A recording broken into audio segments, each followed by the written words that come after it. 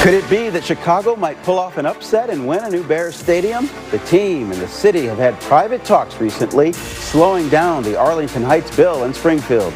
We'll hear from a top lawmaker. Plus, Willie Wilson is back. He's thinking about another run for the fifth floor. Let's get to the point.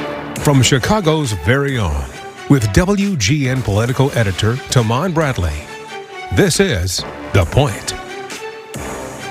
Good evening. There are 10 days left in the spring legislative session, and debate over a bill to keep the Chicago Bears in Illinois is getting more complicated by the hour. Here's what we know. Mayor Brandon Johnson's office tells us that attorneys for the Bears and team management have had several recent meetings with the city's corporation council regarding a new lakefront stadium. The mayor connected with Bears team president Kevin Warren last month. The recent conversations as recently as April have always been designed around what terms can we agree upon for our publicly owned stadium that the people of Chicago will benefit from. Mayor Johnson has told lawmakers in Springfield Chicago is not out of the mix. The public message from Governor Pritzker and NFL Commissioner Roger Goodell is that the city is not an option. The mayor says he's not giving up. Hammond, Indiana, it's already been described by the Chicago Tribune as a wasteland, right? So we don't even know if that's a real viable location. There is no proposal or plan for Arlington Heights, right? There's no traffic study. There's no architectural plan. None of that exists. The team isn't acknowledging the closed-door conversations, but they did release a statement tonight saying they have exhausted every opportunity to stay in Chicago. There is not a viable site in the city. As a result, the only sites under consideration are Arlington Heights and Hammond. The back and forth has created opposition to the mega projects bill at the State House. We talked to the bill's sponsor, State Senator Bill Cunningham, about the road ahead. Senator, thanks so much for your time. We're learning that the city's corporation council and Bears management and their lawyers have been having talks. What impact has that had on the legislation that's pending in Springfield? It's created a new obstacle for advancing the legislation, and that it's reignited opposition from Chicago members of the legislature. This has always been, in a lot of ways, the biggest obstacle the Bears have faced in getting legislative approval for their Arlington Heights plan, getting enough Chicago members to vote for the bill. I think they were making headway when this was seen as a binary choice between Arlington Heights and Indiana, because a lot of those legislators did not want to see the Bears leave the state. The fact that the Bears conducted conversations sometime in the last few weeks with the city has breathed a new life into Mayor Johnson's claim that the city still has a viable alternative to build a stadium on the lakefront. 2 years ago, Mayor Johnson, the Bears, and various stakeholders got together and they presented a plan to utilize Soldier Field. It was a public-private partnership. It did have an ask of Springfield. I think that might be what the mayor is asking for. But can the legislature now move and look at what was presented 2 years ago? I think that would be difficult. I think, my view of it is that the city does not have a concrete proposal right now. It seems that they're asking for more time to develop one. How difficult did the talks become after the governor put out the analysis indicating that the property tax relief, would be just a small amount, negligible? Yeah, I think that has led legislators to take another look at that proposal and try to figure out something that is more workable.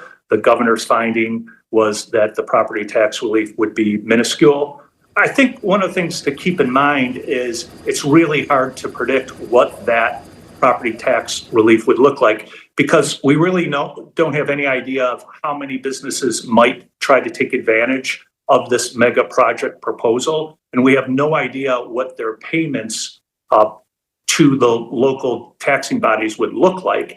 And without knowing what those numbers are, it's impossible to say what the pool of dollars would be that we could in some way refund or rebate to taxpayers. So there's just really a lot of unknown with that proposal. I think the House was correct, and I think most senators would say that they like the idea that the House has tried to embed property tax relief in the proposal. It's just difficult to get the mechanics right. Okay, can you just do a bill that would address the bearers' needs for Arlington Heights? So just scrap the whole idea of the mega projects. Can you get that passed? It's a good question. I think, for a long time, there was an emphasis on doing a mega projects bill that could apply to anyone, but was primarily being pushed by the bears. And obviously, the House found that they could not pass a bill like that. So they constructed a bill that had a lot of additional parts to it. So the idea of stripping a bill down and making it smaller doesn't necessarily mean it would make it easier to pass. What will you be able to get done? What are you working on right now?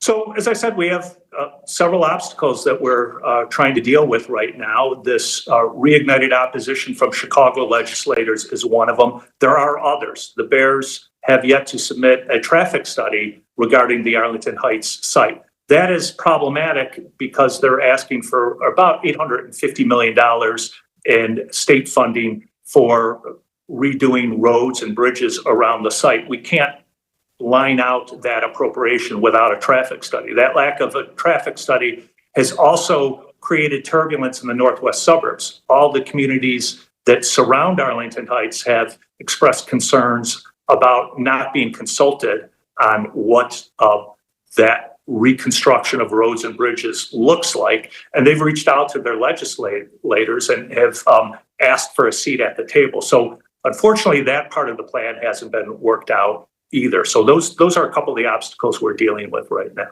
Do you think the Bears will allow this to go into overtime for the Illinois legislature? I think the Bears, obviously need to step up their game and engage with legislators and make their case. Ultimately, the Bears have to make that case. No one else can do it for them.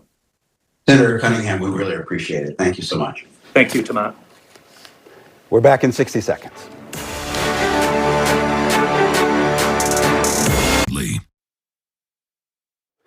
Today, businessman Willie Wilson created a committee to consider another run for Chicago mayor. The wealthy businessman told us he wants to gauge donor and voter interest before he makes it official.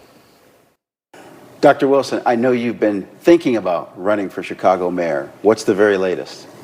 Well, the latest is I've been getting a lot of calls. A while ago, people asking if I want to run for mayor or not. If I can get 150,000 people, give me $5, $10 a piece, or even $2 or $1. We just need the commitment, all right? Because last time we ran, people didn't come out and vote, and so I don't want that to happen again. I would strongly consider it if we get that. So I think that now that we're going to file today for an exploratory committee, and we're probably going to do that today about 4:30.